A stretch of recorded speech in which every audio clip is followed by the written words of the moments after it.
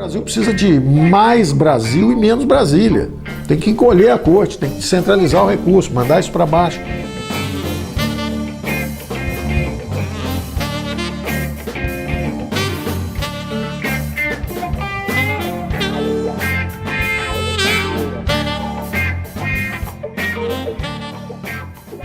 Bom, isso é um fenômeno histórico recorrente, um fenômeno histórico conhecido, que à medida que o poder é concentrado, o poder, os recursos financeiros, o poder político, toda vez que você tem uma concentração de poderes muito grandes numa sociedade, e é um clássico princípio dos liberais, o poder corrompe, e o poder absoluto corrompe absolutamente. Isso é Lord Acton, falando sobre exatamente essa concentração de poderes, de como isso afeta todo o aspecto econômico, moral, político de uma sociedade. Exatamente, nós vamos falar depois de uma sociedade aberta. É importante entender, uma sociedade politicamente fechada é o contrário, é onde um governo central controla tudo. E justamente a história da construção de uma grande sociedade aberta na civilização ocidental, ela volta e meia tem esses episódios onde há interferências e onde há processos de centralização política, financeira e econômica. Nós, nas últimas 3, 4, 5 décadas, nós observamos essa concentração de poderes no governo central e, em consequência da concentração de poder político no governo central, nós concentramos também as atribuições do setor público no governo central, os recursos financeiros no governo central, e isso causa uma degeneração progressiva da sociedade. Esse é um fenômeno histórico conhecido, como eu disse antes. Nós assistimos vários episódios em que isso se deteriorou, uma concentração de poderes muito grande, por exemplo, na monarquia absolutista francesa. Durante alguns séculos, na saída do feudalismo, né, no início da entrada da era moderna, a consolidação dos Estados-nação, o Estado-nação começa a concentrar poderes e o monarca absoluto assume esses poderes. E um Estado, então, leviatânico, forte, poderoso, poderes concentrados, no caso francês, concentrados em Versailles, onde morava o rei da França, esses poderes concentrados, você vai causando um esvaziamento político, você vai desidratando a função da própria nobreza aristocrática, da mesma forma que a concentração de poderes e recursos financeiros em Brasília hoje desidrata a classe política, fica todo mundo de pires na mão pedindo recursos lá, porque ela perde a função em vez de estar próxima do povo, onde os recursos deviam estar. Está tudo lá em Brasília, só se consegue lá em Brasília. No caso da França, você tinha que ir a Versailles, conversar com o rei para conseguir os amigos do rei conseguem os recursos. E essa concentração de poderes justamente começa a criar um esvaziamento, essa desidratação das demais autoridades. Essa concentração de poderes lá em cima concentra também os recursos financeiros, as desigualdades aumentam, as assimetrias aumentam, e então vem justamente a grande Revolução Liberal. Vem uma revolução em 1789, a Revolução Francesa, e derruba-se o rei, mas de repente, em vez de as coisas melhorarem, as coisas continuam. Os mais nobres ideais da Revolução Francesa, igualdade, liberdade, fraternidade, liberdade, era liberté, égalité, fraternité. Então, liberdade, igualdade, fraternidade.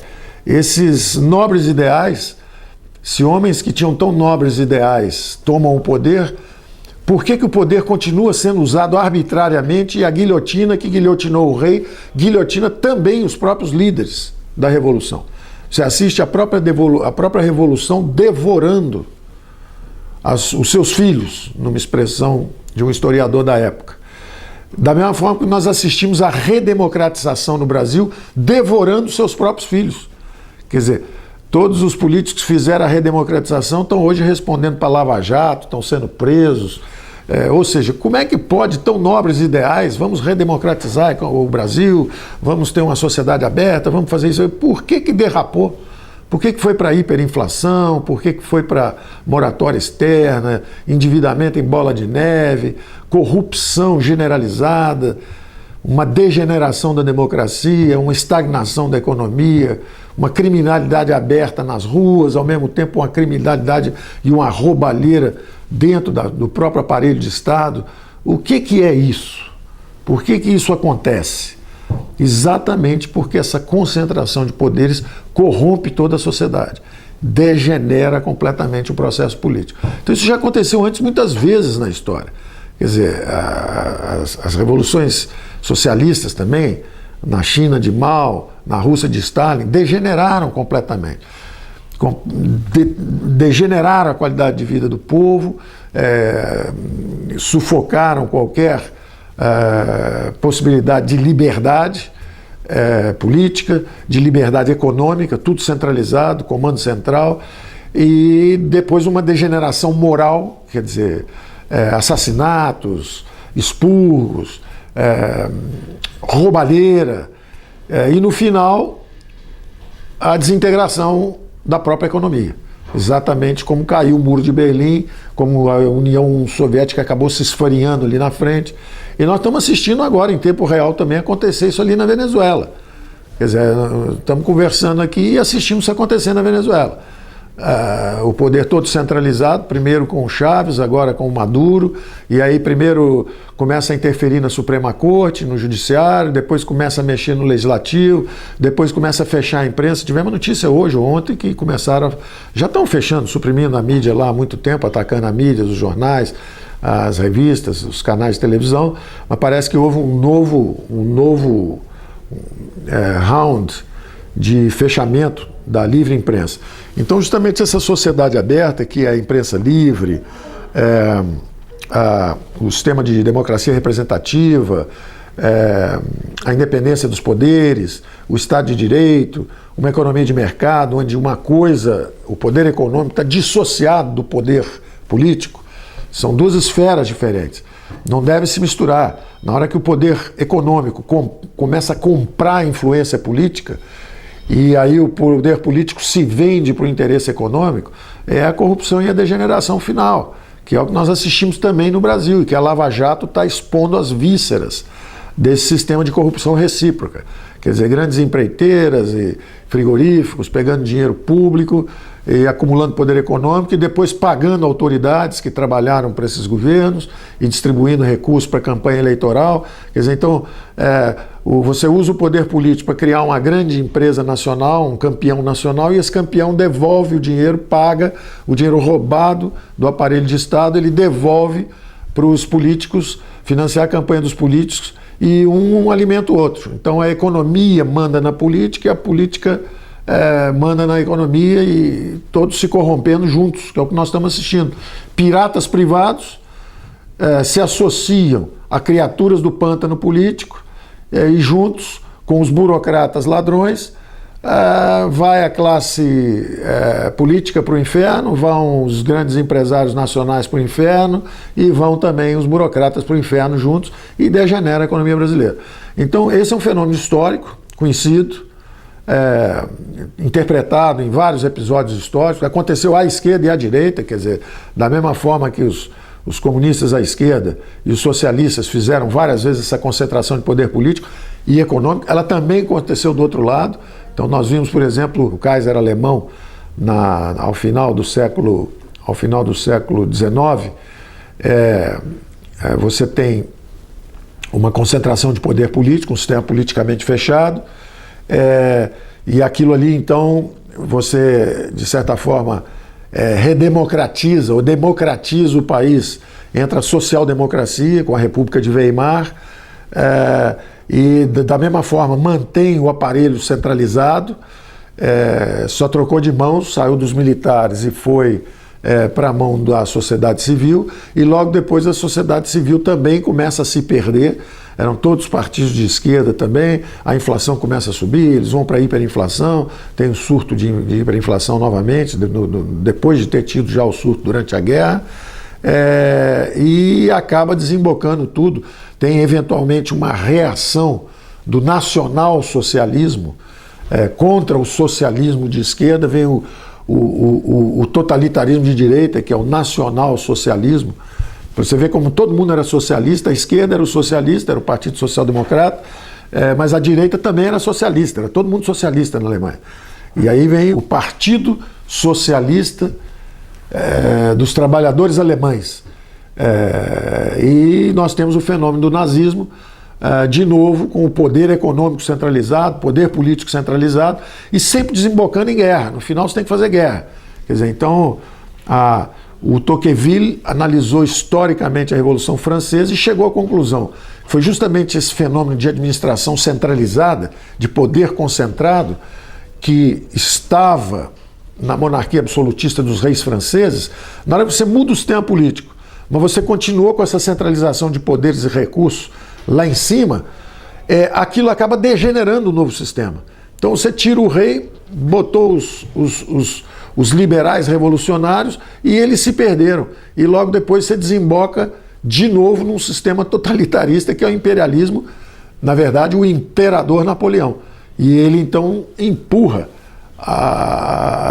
aquele movimento revolucionário interno, aquilo transborda e vira as guerras napoleônicas que ainda vão agitar a Europa logo depois. Então isso é um episódio recorrente. Da mesma forma, se você olha no Brasil, houve uma concentração de recursos políticos e financeiros com o fechamento político, quando começou o regime militar, e essa concentração, no início, ela é apresentada justamente para evitar a ditadura de esquerda. No período de Guerra Fria, totalitaristas à esquerda, à direita, começam a disputa, e os militares começam até o que tem sido chamado depois de um regime militar envergonhado, quer dizer, porque eles mantiveram o Congresso aberto, todos os atos foram referendados pelo Congresso, mas na verdade há uma inequívoca concentração de poder político e de recursos financeiros do governo federal. Eles então deslancham os seus planos de investimento, de infraestrutura, e aí os gastos públicos começam a crescer. Passam de 18% do PIB quando eles entram, e quando eles saem, já saem com 22, 23, 24, 25% do PIB já sob domínio do setor público, do governo. Entram os civis, começam com a redemocratização, começam aí com 26, 27, 28% do PIB em gastos públicos, e o governo Sarney, quando sai, já está mais ou menos em 28, 29, 30. Entra o governo Fernando Henrique, pega aí com 28, 29, 30, já começa a soltar, quando ele sai, anos depois, já deixa com 32, 33, 34%, subindo 3, 4% a cada mandato. Entra o governo Lula, quando sai, já solta com 38, quase 40%. E, finalmente, a Dilma consegue fazer a participação dos gastos públicos como percentagem do PIB em 45, 46% do PIB. Quer dizer, quase a metade do PIB já sob controle. E o pior, o governo não só gasta muito, como gasta mal.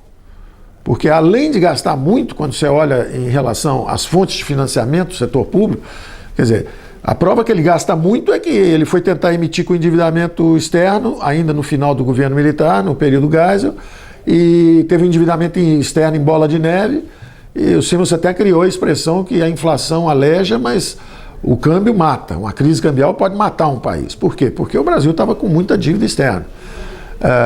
Aí logo depois tem a redemocratização, eles começam a financiar com emissão de moeda. Aí nós vamos para a hiperinflação, 2 vezes. Fomos em 89, 90, ela chega a 5.000%, puxamos ela um pouquinho para baixo e ela volta de novo em 93, 94, ela volta para 2.000% outra vez. Então, porque nós estávamos financiando o déficit já com emissão de moeda, descontroladamente. Aí, finalmente, aprendemos a mexer com o Banco Central, temos agora um Banco Central que sabe controlar a inflação, mas o endividamento em bola de neve continua. Então, o endividamento, a dívida pública como percentagem do PIB já está chegando a 75%. E em mais 2, 3 anos pode chegar a 100% do PIB. Estamos no endividamento em bola de neve. Então, claramente, o governo gasta muito em relação às fontes de financiamento. Ele não tem mais como financiar esse nível de gasto. Aí, quando você abre a caixa preta e olha lá dentro em que eles estão gastando muito, aí você toma um susto, porque não só gasta muito, como gasta muito mal. Então uma boa parte disso vai embora em pagamento de juros da dívida. Quer dizer, o governo virou uma máquina de taxar para pagar, virou o paraíso dos rentistas, o inferno dos empreendedores. Em vez de trabalhar, vamos viver de juros, vamos viver todo mundo de juros agora. O que é um absurdo. E isso nós fomos levados a essa situação por políticas macroeconômicas incompetentes. Foram 2, 3, 4 décadas de políticas econômicas de baixa qualidade. O país não foi por uma hiperinflação por acidente. O país não foi por um endividamento interno em bola de neve por acidente. Tudo isso, na verdade, foi a nossa incapacidade de fazer essa transformação. Quando houve o fechamento político, os recursos foram centralizados lá em cima, recursos, poderes, tudo lá em cima. Quando nós fizemos a nossa glasnost, a nossa abertura política, e não fizemos a abertura econômica, a perestroika, nós tivemos o mesmo destino da Rússia. Os dois países foram para a hiperinflação, os dois países tiveram moratória, um teve moratória externa, o outro moratória interna, os dois países continuaram com os poderes muito concentrados. O Lula teve tanto poder quanto o Putin. A diferença é que o Putin fez armamento e o Lula mandou fazer um estádio de futebol para o time que ele gosta, né? Mas é um absurdo, é um absurdo total. O presidente da República pode ajudar 3 ou 4 países bolivarianos que ele gostaria de ajudar, bilhões distribuídos aí para socialistas atrasados na América Latina ou na África, manda fazer um estádio de futebol para o time dele.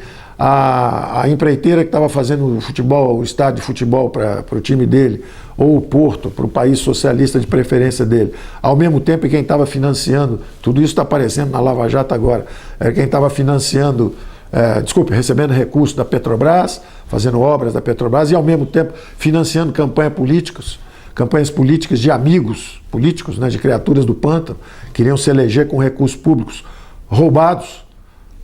Então isso é uma degeneração completa do sistema democrático. E agora, esse é o lado ruim, ver o Estado gastando muito, gastando mal, principalmente com a própria máquina. O Estado virou um fim em si, é o princípio evolucionário, um princípio de biologia evolucionária, que é o princípio de Gauss, que é a guerra de extermínio entre espécies semelhantes por um mesmo nicho ecológico. Então todos os países são de esquerda, mas fica uma disputa de PT com PSDB, PT com PSDB, de vez em quando apoiado pelo PMDB ou pelo PFL, mas é PT com PSDB. Nós ficamos assistindo a uma farsa, aparentemente uma disputa política. Não é uma disputa política, são animais semelhantes, estão fazendo as mesmas práticas políticas. O PT fez em doses maiores o que já era praticado. E é um absurdo isso, que é o uso da máquina pública para propósitos que não são os propósitos republicanos. O Estado existe por outras razões, não é para automanutenção. Quando você vai ver lá, as principais despesas públicas são de pagamento de dívida do sistema público, juros da dívida pública. Aí a outra despesa é o funcionalismo público. Aí a terceira grande despesa é a aposentadoria do funcionalismo público. Então houve uma inversão total de valores no Brasil. No Brasil, o povo é que serve o Estado. Em vez do Estado servir ao povo, é o contrário. Houve uma revolução, uma tentativa de revolução, né, em Confidência Mineira. Os brasileiros se rebelaram contra o domínio português, em nome da independência, exatamente na mesma época em que houve a Revolução Americana, em 76, houve a Francesa, em 89. Estava o nosso Tiradentes aqui também, logo depois, fazendo a tentativa de libertação do Brasil, porque os impostos chegaram a 20% do PIB. Era o quinto dos infernos, um quinto, quer dizer, 20%. Era o quinto dos infernos. Então, tentando libertar o povo brasileiro desse jugo dos impostos excessivos. E aí o Brasil declara a independência e agora é o contrário. Os impostos chegam a quase 40% do PIB, para nós assistirmos uma roubalheira, uma degeneração da democracia e, ao mesmo tempo, a economia estagnada. O Brasil é o país que, no século passado, durante 3/4 do século passado, 75 anos, foi a economia que mais cresceu no mundo, 7,4%. Um país de crescimento extraordinário. E, de repente, o Brasil vai derrapando, vai descendo, e hoje parou. Está praticamente estagnado, crescendo pouco e totalmente corrompido. E com gasto, um governo que gasta muito, gasta mal, gasta consigo. Gasta com os próprios funcionários, gasta com as aposentadorias, 2 milhões de funcionários públicos, gasta com juros de dívida para carregar essa corte.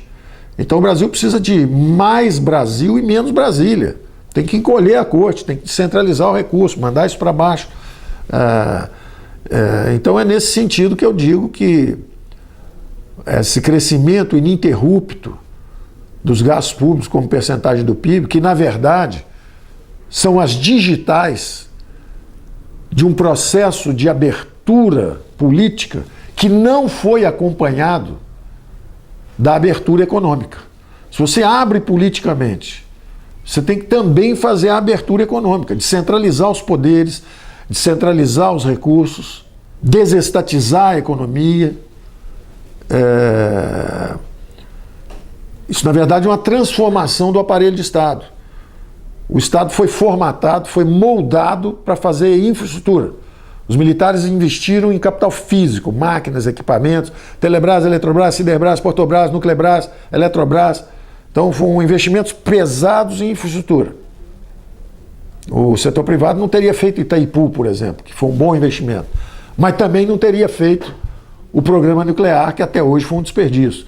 Também não teria feito a Ferrovia do Aço, a Transamazônica, que foram um desperdício. Então, um sistema politicamente aberto, quando nós redemocratizamos, ele tem legítimas aspirações sociais. Ele começa a pedir recursos para a educação, para a saúde, para o capital humano. Então, se houve um investimento forte em capital físico durante o regime militar, a redemocratização pedia agora recursos para capital humano. Vamos fazer educação, saúde, segurança pública, saneamento. Ora, na hora que essas camadas de gastos extras são criados, você precisa transformar o Estado. Você precisa sair daquelas funções de infraestrutura que já estão efetivadas para você poder remanobrar o Estado agora na direção dessa democracia emergente. Se você não fizer isso, o cobertor é curto. Se você puxa ele para cá e não recolheu do lado de lá, ele rasga, que é o que aconteceu com o Brasil. Se você joga novas camadas de gastos públicos, totalmente legítimas, saúde, educação, saneamento, estamos começando a investir no capital humano brasileiro, no brasileiro, no cidadão brasileiro. Para fazer isso, você tem que cortar o subsídio para os industriais, você tem que cortar os privilégios do funcionalismo público, você tem que desestatizar, vender. Vai ver onde é que foi a corrupção. Correios, empresa pública. Era lá que uma aliança estava sendo comprada, conforme revelação do Roberto Jefferson, na época, acusando o governo do PT, acusando Lula e o Zé Disseu de terem usado Correios para fazer a compra de apoio parlamentar. É uma empresa pública. Aí onde é que foi o escândalo lá foi o escândalo do Mensalão. Aí logo depois tem o escândalo do Petrolão. Aí já é o quê? É a Petrobras, é outra empresa pública. Aí depois tem as acusações que o Eduardo Cunha estaria lá preso porque houve muita influência, aí no caso agora do PMDB, que estaria nos fundos de pensão, que ao mesmo tempo estaria também na Caixa Econômica Federal, com influência política, liberação de recursos, exatamente para essas empresas que depois financiavam as campanhas políticas. São empresas estatais. Então, uma roubalheira enorme dentro das empresas estatais, um desvio completo de recursos, em vez dos recursos estarem próximos da população, estão sendo capturados para interesses ilegítimos. O interesse legítimo é educação e saúde. Não é uma burocracia que se perpetua no poder. Ou o princípio de Gauss, os partidos políticos ficam brigando em guerra de extermínio lá para ver quem rouba mais. Enquanto isso, o Brasil se degenera, a democracia é degenerada e corrompida. E agora nós estamos assistindo, e esse é o lado positivo. Eu falei bastante do lado negativo dessa corrupção e tudo isso. Mas o Brasil tem a dinâmica de uma sociedade aberta. Nós temos uma imprensa livre que ficou nos calcanhares dessa classe política que se omitiu. E que depois pecou por comissão. Primeiro foi omissão, depois por comissão. Por omissão no início porque os militares fizeram uma chuteira preta 44 para jogador de futebol, que era justamente a infraestrutura. De repente a democracia exige um outro tipo de calçado. Em vez de uma chuteira preta 44, que é Telebrás, Eletrobras, Siderbras, Portobras, Nuclebras, etc., agora é um sapatinho de bailarina. É uma bolsa por mérito. uma bolsa saúde, uma bolsa educação por mérito, uma bolsa saúde por necessidade, é uma aposentadoria para alguém que não teve capacidade, às vezes, de contribuir para o próprio sistema, porque os encargos trabalhistas são tão grandes que tem gente que nunca teve um emprego formal, nunca contribuiu, e esse vai envelhecer, é um brasileiro envelhecido, desabrigado, e você tem que ter uma renda mínima, tem que ter uma aposentadoria mínima, tem que ajudar o brasileiro que foi abandonado, que não conseguiu ser incluído. E aí falta dinheiro para isso, para o sapatinho da bailarina, que era muito mais fácil fazer, por calça 36, era menos, em vez de gastar 45% do PIB só fazendo besteira, era muito melhor gastar 20% do PIB com os realmente pobres. Com os realmente pobres. E que precisam dessas oportunidades. Então, essa é, digamos, o Estado brasileiro é grande ou é pequeno? Para as necessidades da população mais pobre, ele é pequeno. Para a quantidade de besteira que ele tem feito, ele é muito grande. Então a melhor palavra para ele não é nem máximo, nem mínimo, nem grande, nem pequeno, é disfuncional. O Estado brasileiro é disfuncional. Ele não funciona. Ele tem que ser tornado numa máquina eficiente e à base também da fraternidade. Ele tem que realmente se endereçar aos mais pobres que necessitam, dando igualdade de oportunidade, não deixando o brasileiro que ficou para trás porque tem problemas físicos, ou velhice, inabilitações. O brasileiro não pode ser abandonado. Nós somos uma espécie solidária, nós somos fraternos, mas nós não podemos ser idiotas, deixar um monte de vagabundo vivendo às custas do trabalho alheio. Isso não é fraternidade, isso é desonestidade. Isso nós queremos corrigir. E muito menos usar o Estado como uma fábrica de desigualdades. Se os recursos públicos estão indo para pagar juros altos por décadas, tem algo muito errado aí. E foi o mau uso de política monetária e fiscal. Combateu a inflação sem fazer o ajuste do regime fiscal. Então foram décadas de juros astronômicos. E quando o juro é astronômico, os recursos vêm de fora para aproveitar esse presente que é dado. É uma bolsa rentista, paraíso dos rentistas. Esse dinheiro vem de fora e empurra o câmbio para baixo. Então é a burrice ao quadrado. Além de pagar juros bem mais altos, você acaba também derrubando as exportações, derrubando a substituição de importações, desindustrializando o Brasil, porque a taxa de câmbio desce e a lâmina do câmbio sai cortando o pescoço e causando desemprego cá embaixo. Então o Brasil conseguiu produzir uma sequência de políticas macroeconômicas muito ruins, por décadas, pela falta de coragem de atacar o problema principal, que é justamente essa reforma do Estado. Então, os países que fizeram ao contrário, fizeram a abertura econômica antes da abertura política, ou pelo menos fizeram simultaneamente, tiveram um destino melhor, porque criaram classes médias robustas. Eu vou te dar um exemplo. Eu dei exemplo de Brasil e Rússia, que fizeram essa abertura política, mas não fizeram a abertura econômica. Os dois foram para a hiperinflação, os dois foram para a moratória externa e interna, os dois tiveram governos concentrados, com poderes excessivos. O Putin e o Lula têm poder excessivo. O Putin usa de um jeito, o Lula do outro. O Lula usou para ajudar o Foro de São Paulo, campeões nacionais, revoluções bolivarianas, ditadura na África. O Putin usou para fazer armamento, está usando para outras coisas, para invadir a Ucrânia. Mas, de qualquer forma, é um excesso de poder concentrado na mão do presidente. Nenhum presidente americano tem tanto poder quanto os presidentes brasileiros, porque lá o sistema é descentralizado. Ele tem o poder de fazer a guerra, tem o poder de mandar alguém à Lua, mas não tem o poder de oprimir suas próprias unidades federativas.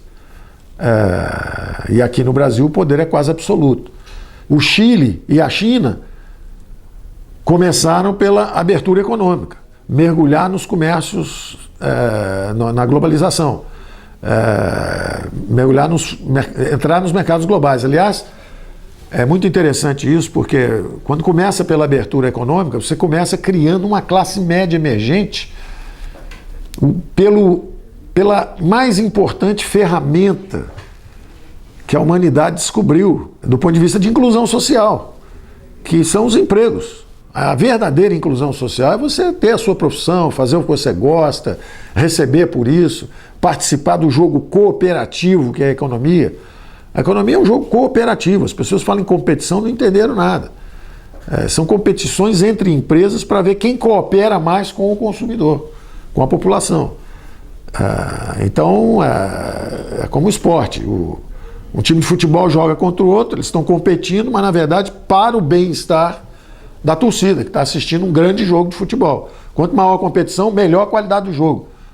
Mais ganham todos. Mesmo que um perca um jogo, a renda foi alta, é prestígio para todo mundo, os jogadores são bem pagos, o público sai satisfeito com a qualidade do futebol. É uma mentalidade diferente. No Brasil a gente acha que a mentalidade é como se fosse um jogo de soma zero. Se um time ganhar, o outro perdeu. Diz para o Barcelona que se ele ganhar do Real Madrid, o Real Madrid perdeu. Não perdeu, a renda foi boa e tem o próximo jogo que vai ser no outro estádio e a torcida vai porque dessa vez nós vamos ganhar. O Brasil não, aqui parece que é melhor ganhar roubado, quer dizer, fecha o estádio, não deixa a torcida do outro time, compra o juiz e vamos ganhar de 6-0 com gol roubado. Isso não é um jogo de futebol, isso é uma roubalheira. Então nós precisamos pensar, e é isso que é a nossa conversa de como recuperar esse equilíbrio. Tanto o Chile como China, o Chile abriu a economia, fez as reformas, criou o tripé, Banco Central Independente, câmbio flexível, superávit fiscal, fez isso tudo 40 anos antes da gente, lá atrás. Foram economistas de Chicago, bons economistas. E fizeram a reforma do sistema de previdência, que hoje, até hoje, 30 anos, 40 anos depois, nós estamos às voltas com os mesmos problemas, porque não atacamos as reformas fundamentais. Fizeram isso 30, 40 anos atrás. E as pessoas dizem, não, mas lá era fácil fazer isso, porque tinha uma ditadura, que não sei o quê. Não, o Brasil tinha também um regime militar e não fez. Então, se um regime militar faz as mudanças corretas e o outro regime militar faz as mudanças erradas, o que as mudanças corretas têm a ver com o regime em si? Não tem nada a ver com o regime em si. Não interessa se você é um democrata ou se você é um totalitarista, a verdade é que um bom médico, você se tratar com um bom médico, é ótimo, em qualquer dos casos. Se você tiver um problema qualquer e precisa de uma cirurgia, se tiver um bom médico, contratar um bom médico é bom, independente de você ser democrata ou ser um totalitarista. É um sinal de inteligência, independente do regime político que você esteja, é bom você fazer a cirurgia com o médico correto. Então, ao contrário, o Brasil está 30 anos atrasado exatamente porque não percebeu que as reformas que têm que ser feitas não tem nada a ver com ideologia, são reformas importantes. E isso foi entendido pelo Chile e pela China. Então o resultado, o Chile abriu a economia, quando ele abriu a política, que foi logo depois, foi fácil, a classe média emergente já estava subindo, o Chile estava crescendo 5%, 6% ao ano, cresceu 30 anos seguidos, num ritmo aceleradíssimo, criou uma classe média forte, nunca mais se ouviu falar em greve no Chile, só tem greve de estudantes, mas não tem greve de trabalhadores, porque são sócios do progresso, é uma democratização da riqueza, fizeram a reforma do sistema previdenciário, então são capitalistas.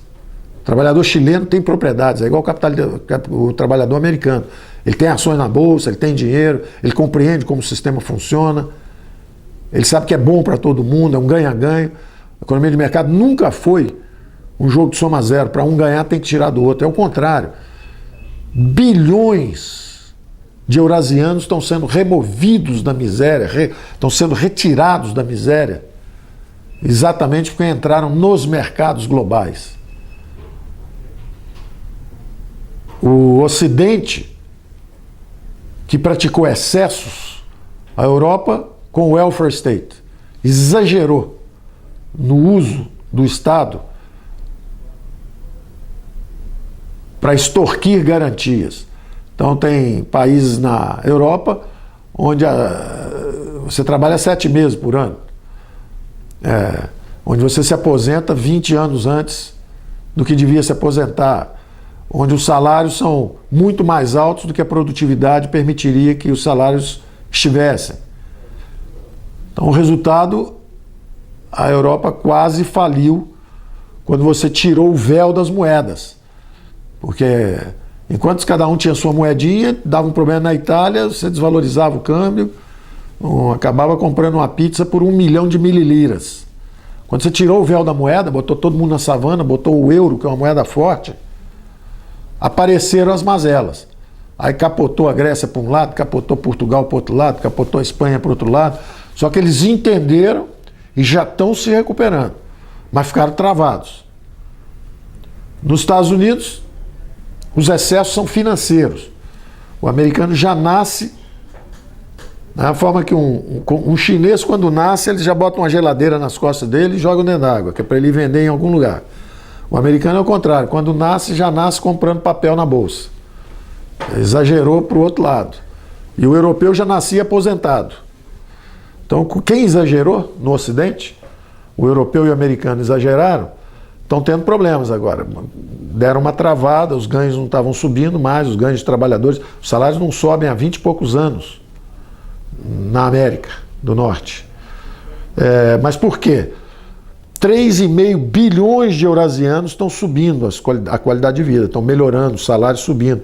1,5 bilhão de chineses, quase 1 bilhão de paquistaneses, 1 bilhão de indianos, 200 milhões de indonésios. Todo mundo melhorando. Porque a competição, o capitalismo, ao contrário, todo mundo diz que ele cria desigualdades, o capitalismo está criando a equalização. Tem um teorema, teorema da equalização dos preços dos fatores de produção.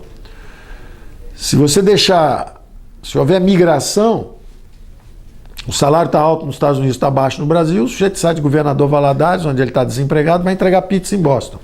Ele sai de um salário zero aqui, vai para lá e derruba um pouco o salário lá.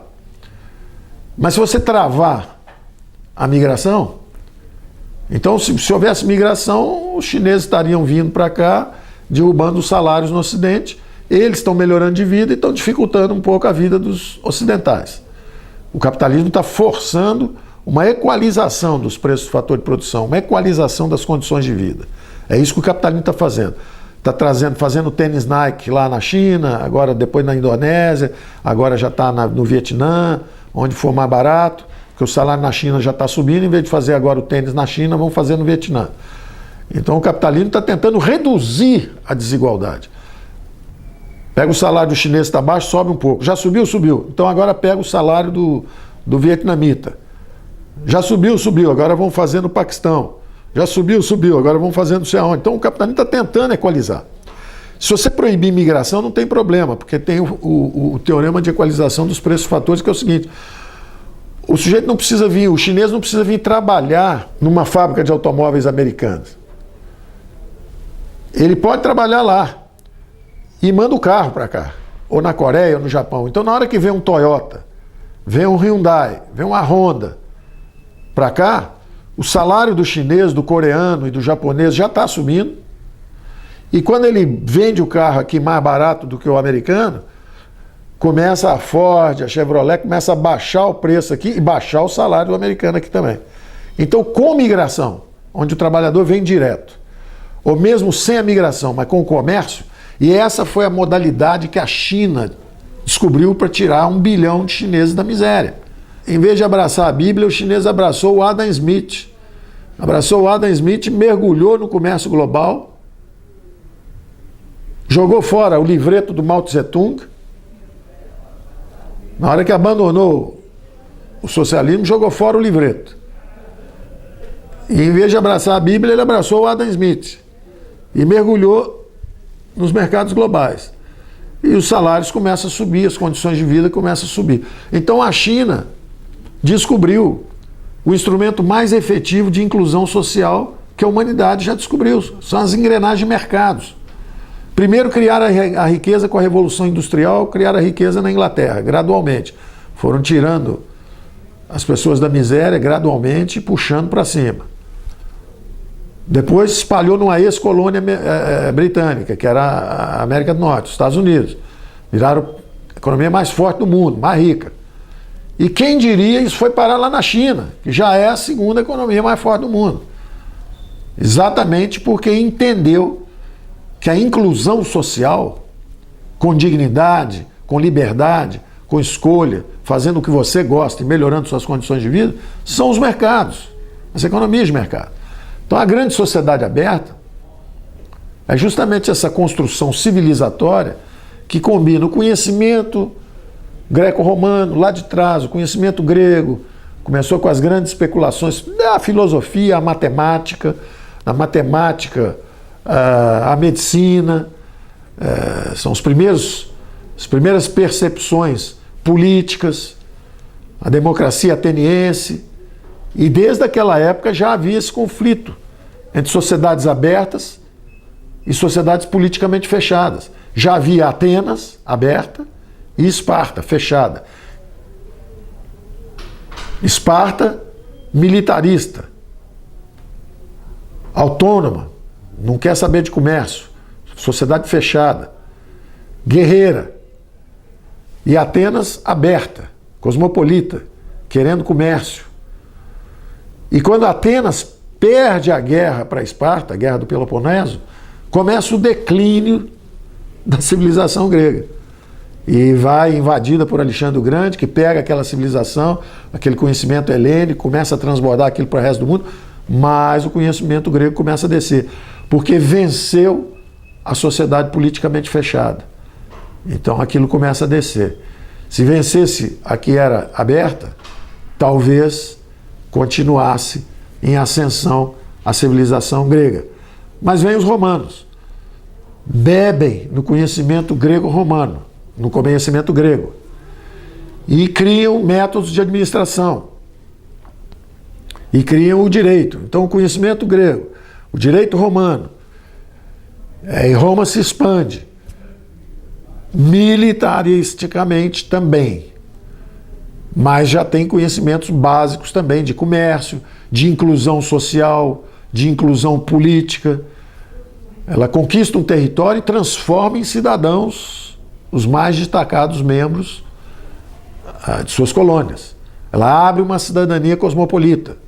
Para o romano, o gaulês bem-sucedido pode ser um romano. Depois entra a ética judaico-cristã. Tem 1000 anos de relativa estagnação econômica, mas de uma reconfiguração política. Tem as invasões bárbaras, fraccionamento exatamente de uma sociedade em declínio, que os romanos se estenderam demais, militaristicamente, excesso de impostos. Roma não trabalha mais, vive só de... Roma vira Brasília, quer dizer, só vive de impostos em outros lugares. Politicamente, Roma degenera, acaba sendo tomada por um general, Júlio César, e acaba a República, e começa o Império, ainda tem lá 2, 3 séculos de vida, ainda forte, e finalmente se desmembra por invasões bárbaras. Só que os invasores ganham guerras locais e autonomias locais, mas adotam métodos de gestão e mesmo visões de mundo, religião inclusive, dos antigos conquistadores. Então eles, na verdade, vão se civilizando gradualmente. A Europa é filha da cultura judaico-cristã. Mas, ao mesmo tempo, tem o conhecimento grego e o direito romano. Durante muito tempo, o conhecimento grego andou submerso, mas preservado em monastérios, preservado também na parte oriental do Império Romano, que sobreviveu.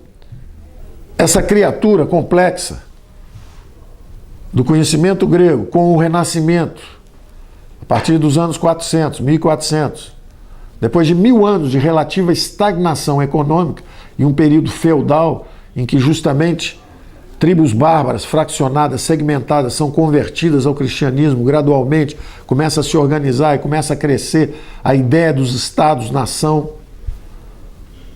Essa coisa fragmentada que era a Europa, começa a pensar em consolidações, muita guerra, disputas, mas consolidando uma ordem que era a ordem feudal, com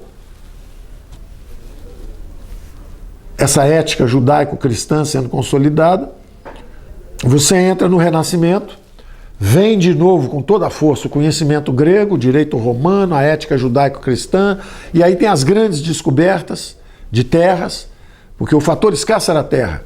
Então, durante a Idade Média, quem tem terra manda, são os feudos, são os barões, são os reis, são os senhores de terra, e toda a vassalagem, os exércitos, tudo em volta dessa ordem, onde o senhor é o representante de Deus na terra e a ordem toda da sociedade em torno dele, base agrícola, o grande responsável pela criação de riqueza é terra.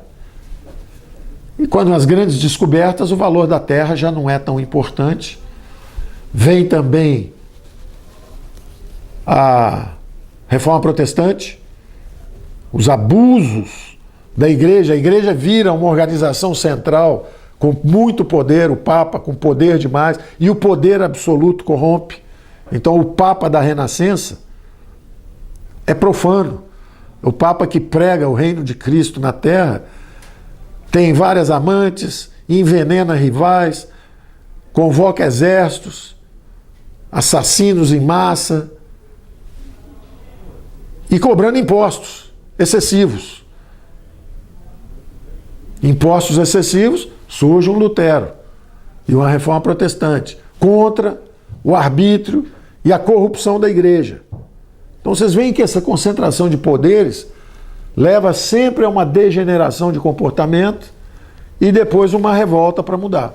Nada diferente do que acontece aqui. Se os poderes ficaram concentrados em Brasília, a corte começa a degenerar, toma lá da cá, governabilidade vira sinônimo de compra e venda de votos, corrupção no Estado, Correios, Caixa Econômica, Petrobras. E qual é o lado positivo, dando um zoom agora para o Brasil, voltando para nós? O lado positivo é que nós temos essa dinâmica de sociedade aberta. Então essa noção de democracia que foi se aperfeiçoando, porque aí os reis medievais começam a ter que decidir, você é um rei cristão ou um rei protestante? Porque agora teve a Reforma Protestante. Eu sou cristão, eu sou protestante. Então começam as guerras religiosas. As guerras religiosas ensinam agora que tem que haver tolerância. Senão nós vamos brigar até o fim dos tempos. Então tem que haver tolerância. Ao mesmo tempo, a laicização do Estado. Porque se você é um rei francês católico e eu sou um rei inglês protestante, nós vamos ter guerra ou vamos ter tolerância um com o outro? E da mesma forma, os nossos cidadãos têm o direito à liberdade religiosa, sim ou não?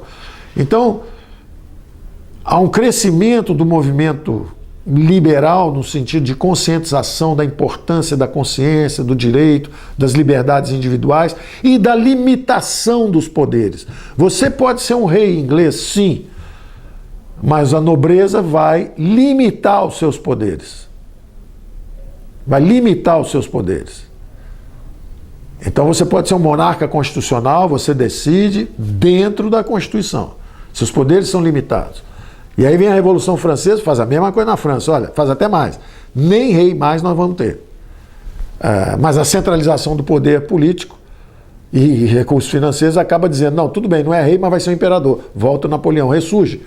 Mas essa superestrutura intelectual da grande sociedade aberta está sendo construída há milênios. Há milênios. Falava-se de liberdade e praticava-se democracia em Atenas, mas ela era circunscrita. Ela era para o cidadão ateniense, porque tinha o escravo, que não tinha esse direito. E era a ordem natural. Para os antigos, a natureza era a ordem. Não tinha um Deus. Eram vários deuses. Tinha o Deus da guerra, o Deus do trovão, o Deus... São vários os deuses. Então, o que valia era a ordem da natureza. E na ordem da natureza, um povo que foi derrotado em guerra merece ser escravizado. É escravo. Quem tem os direitos públicos são os cidadãos, proprietários de terra atenienses. Isso vai, através dos séculos, isso vai sendo ampliado. O direito de votar das mulheres é recente, tem menos de 100 anos. E os negros estavam escravizados há 200 anos atrás. Seres humanos, maltratados, sem os direitos que chamamos de humanos, bem recentemente na história. E o Brasil foi um dos últimos a abandonar a escravatura. É uma história milenar. Nós estamos evoluindo. Da mesma forma que a democracia era circunscrita a poucos cidadãos atenienses, e hoje ela é um direito universal nas democracias liberais do Ocidente, o mesmo aconteceu com a economia. O capitalismo não foi inventado por meia dúzia de ingleses, banqueiros que queriam explorar a população. Isso é um equívoco. Marx foi, talvez, disputando com Jesus Cristo, uma das pessoas mais influentes da humanidade. Independente da religiosidade de Cristo ser ou não filho de Deus, o indivíduo, a pessoa humana de Cristo, Jesus, foi extraordinariamente influente. Marx disputa com ele a influência. Mas, para os economistas de melhor formação, Marx é um pós-ricardiano menor. É um economista de pouca qualidade, vítima das limitações da teoria disponível à época, que era a teoria do valor-trabalho do Davi Ricardo. Ele teve muitos insights interessantes que inspiraram mais tarde keynesianos. Você pode usar categorias que ele criou interessantemente hoje, dizer que o capitalismo não existe inflação no mundo hoje porque o exército industrial de reserva, ironicamente, justamente esses 3 bilhões de eurasianos que são vítimas do socialismo, 1,5 bilhão de chineses que viveram no socialismo miseravelmente, ficaram décadas na miséria, russos, décadas na miséria, o leste europeu, Hungria, Tchecoslováquia, décadas na miséria, Alemanha Oriental, décadas na miséria, Norte da Coreia, miserável até hoje, Cuba, miserável. Então, interessantemente, o socialismo é que acabou virando um balão de oxigênio para não deixar ter inflação do lado de cá do mundo, porque esse exército industrial de reserva, essa oferta enorme de mão de obra barata, é que veio agora em busca dos mercados capitalistas globais para fugir da miséria socialista, para escapar da miséria socialista. Então é curioso. Marx falava desse exército industrial de reserva que mantinha os salários baixos. Realmente, enquanto houvesse socialismo do lado de lá do mundo, tinha bilhões de pessoas na miséria mesmo, esperando a chance de vir aqui se oferecer no mercado de trabalho global.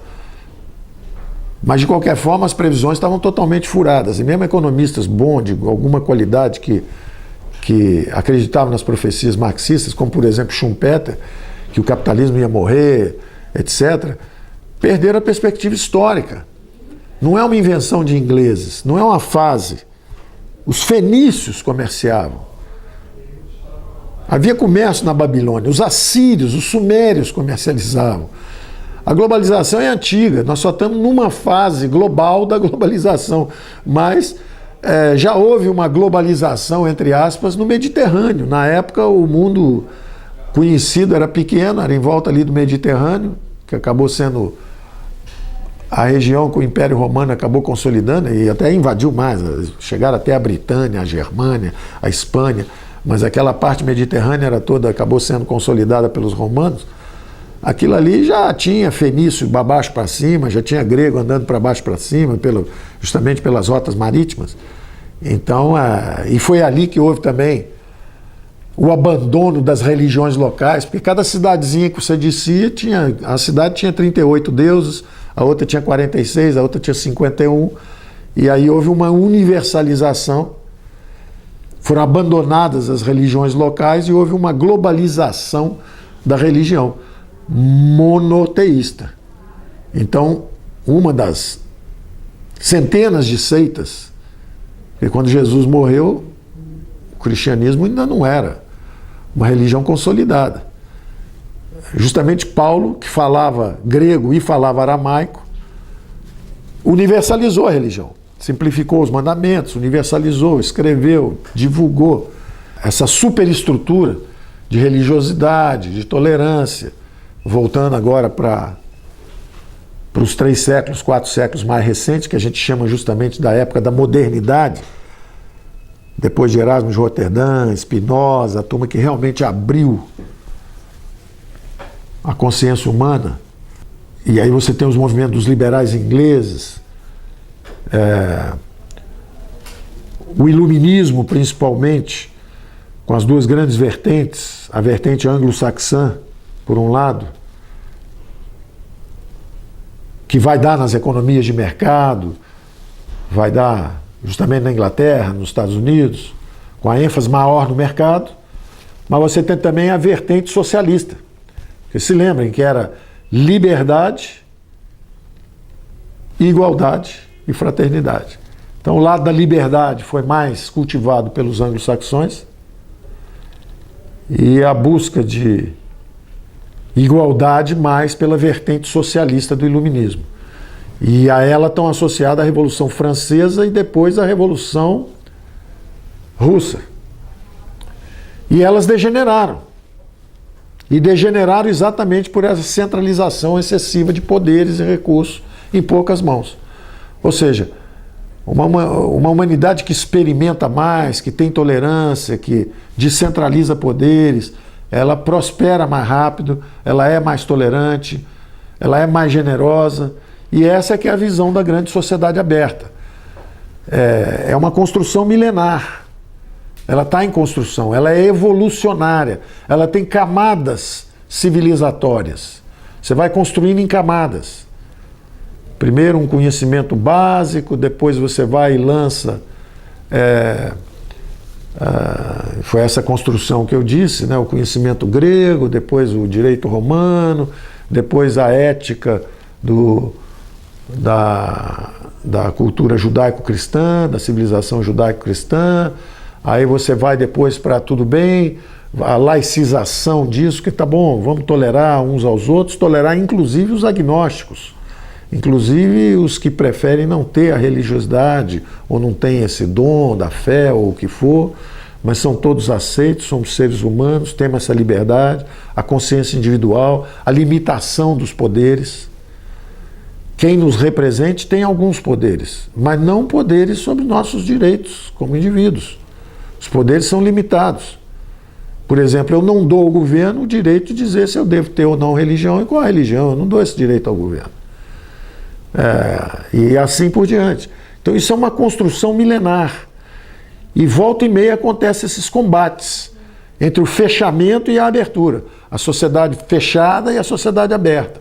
O mesmo combate que foi travado lá atrás entre Atenas e Esparta, tinha havido um pouco antes, entre os gregos e os persas. Os persas eram politicamente fechados. O imperador persa era um deus na terra. Xerxes, Dario, com exércitos militaristas, com exércitos mercenários, e poderes absolutos. Era o império persa. E os gregos não, os gregos eram uma sociedade aberta, comparada à sociedade persa, que era fechada. E os gregos resistiram e rechaçaram os persas. E depois os bárbaros do norte, que eram os macedônios, se aculturaram com os gregos e Alexandre Grande vai e derrota o Império Persa. Então a sociedade aberta acabou vencendo. Primeiro, a sociedade aberta, gregos rechaçam o ataque da sociedade politicamente fechada, militarista, imperial persa. Rechaça. Eles são rechaçados da Grécia, são expulsos da Grécia. Aí os gregos se dividem entre fechados e abertos, que são os espartanos e os atenienses. Aí os fechados ganham. Esparta ganha, derrota Atenas. A Grécia se fragiliza. Os macedônios descem, conquistam a Grécia e partem e helenizam a Pérsia. Então, curiosamente, Atenas perde, mas a civilização helênica floresce e se expande. Ou seja, As sociedades abertas estão progredindo há milênios, mesmo quando derrotadas. No século passado, houve, de novo, uma tremenda ameaça às democracias liberais. Elas se fragilizaram tremendamente. Ao final da Primeira Guerra, enfraquecidas, são dominadas por movimentos totalitários. O nazismo na Alemanha, o fascismo na Itália. No Brasil, Getúlio Vargas corteja os alemães. Houve movimentos integralistas aqui e do outro lado a mesma coisa. Houve também intentona comunista no Brasil. O mundo se divide de novo. A democracia está ameaçada de novo. Uma guerra mundial, Segunda Guerra Mundial. E há uma vitória contra a Alemanha nazista, a Itália fascista e os japoneses, que era o eixo, mas não fica claro se quem ganhou foi a democracia, foram os americanos e os ingleses. Na verdade, todo mundo sabe que não foram nem os ingleses nem os franceses. Se foram os americanos, a entrada dos americanos na guerra, ou se foram os russos, porque os russos também tiveram um papel importantíssimo na derrota do nazismo. E a Guerra Fria é isso, é uma extensão dessa guerra. Às vezes se diz que a diplomacia, a guerra é a diplomacia, é a extensão da diplomacia, ou o inverso, a diplomacia fria, a Guerra Fria, é um encurtamento da guerra. A guerra continua, mas de uma forma fria, chama de Guerra Fria. Que é um enfrentamento, continuou dizendo, afinal, quem derrotou o nazismo? Foram as democracias, foi a América, foi o sistema de livre mercado, economia de mercado, democracia, etc. Ou foram os soviéticos? Porque, afinal de contas, Stalingrado foi importante. Foi uma batalha de uma ferocidade extraordinária e ali começou a reviravolta. Então, será que foram os russos que ganharam? E essa Guerra Fria é uma extensão dessa disputa. Até que, pelos seus próprios males internos, não é só a Venezuela do Maduro que desmancha. O grande império soviético também desmanchou. Exatamente por esse início da nossa conversa, que é o totalitarismo, a concentração dos poderes, leva à corrupção política, à degeneração moral e à desintegração econômica. Então, a Rússia foi derrotada por ela mesma. A União Soviética se desintegrou sozinha. Não teve guerra nenhuma. Ela esfarinhou. Ela implodiu. Da mesma forma que a Venezuela de Maduro. Seja um gigante imperial, como era a União Soviética, seja a pequena Cuba, seja a Venezuela, elas caem de Maduro por si, por essa degeneração.